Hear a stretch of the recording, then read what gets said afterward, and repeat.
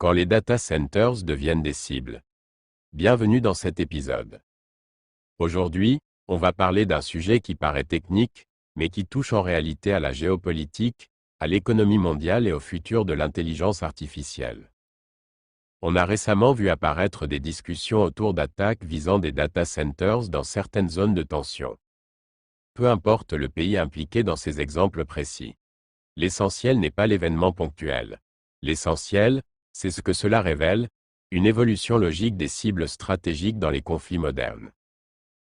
Pour comprendre ce qui se passe aujourd'hui, il faut regarder l'histoire. Dans les années 1940, pendant la Seconde Guerre mondiale, les cibles prioritaires étaient les usines. Détruire les chaînes de production signifiait affaiblir la capacité industrielle de l'adversaire. Dans les années 1970, la priorité s'est déplacée vers les raffineries et les infrastructures pétrolières. L'énergie était devenue le cœur de l'économie mondiale. À partir des années 2000, ce sont les infrastructures électriques qui ont été reconnues comme critiques. Sans réseau électrique, plus d'industrie, plus de communication, plus d'économie.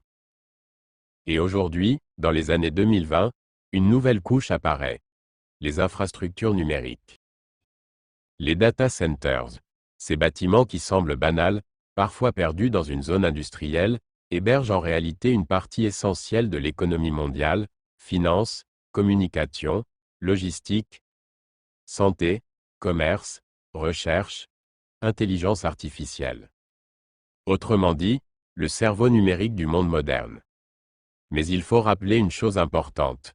Internet n'a jamais été conçu comme un système fragile. Au contraire, Internet est né pendant la guerre froide avec une idée simple, survivre à la destruction de certains nœuds du réseau. Le principe fondamental est la redondance. Les données peuvent circuler par plusieurs chemins. Les services peuvent être répliqués dans plusieurs régions. Si un centre de données tombe, un autre peut prendre le relais. Cette logique est devenue la norme dans le cloud moderne, multi-région, duplication permanente, basculement automatique. Le réseau est pensé pour continuer à fonctionner même si une partie de l'infrastructure disparaît. Mais il y a une différence importante entre la théorie et la réalité physique. Un data center reste un bâtiment. Il consomme une quantité énorme d'électricité. Il abrite des milliers de machines. Il est connecté à des câbles, à des transformateurs, à des systèmes de refroidissement. C'est donc une infrastructure stratégique visible. Et donc, potentiellement, une cible. Maintenant, parlons d'intelligence artificielle. Quand on évoque l'IA dans l'imaginaire collectif, deux films reviennent souvent. D'abord Terminator 1984. Dans cet univers, l'intelligence artificielle devient une entité militaire globale qui contrôle des machines autonomes et mène une guerre contre l'humanité. Ensuite iRobot, avec Will Smith. Dans ce film, les robots sont omniprésents dans la société. Ils sont censés obéir à des règles de sécurité, jusqu'au moment où le système central décide d'interpréter ces règles différemment. Ces deux visions sont dystopiques. Mais elles révèlent quelque chose d'intéressant, la manière dont l'intelligence artificielle est située. Dans la réalité actuelle, la majorité des systèmes d'IA vivent dans le cloud. Cela signifie que l'intelligence n'est pas dans l'objet lui-même. Elle est dans les data centers. Les téléphones, les robots, les voitures connectées envoient des requêtes vers des serveurs distants qui effectuent les calculs. Dans ce modèle, si l'infrastructure cloud disparaît, l'intelligence disparaît aussi. Mais il existe une autre architecture possible. Une IA embarquée.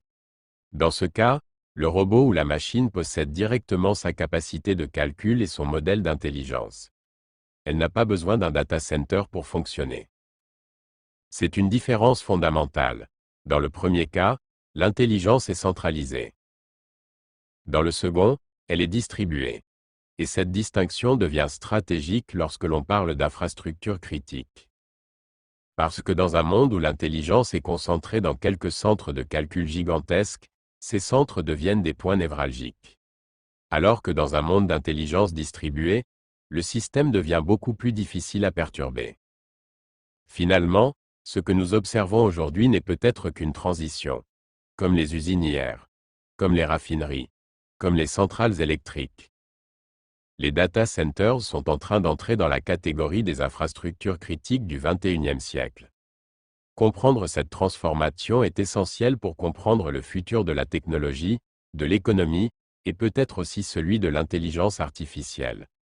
Merci d'avoir écouté cet épisode.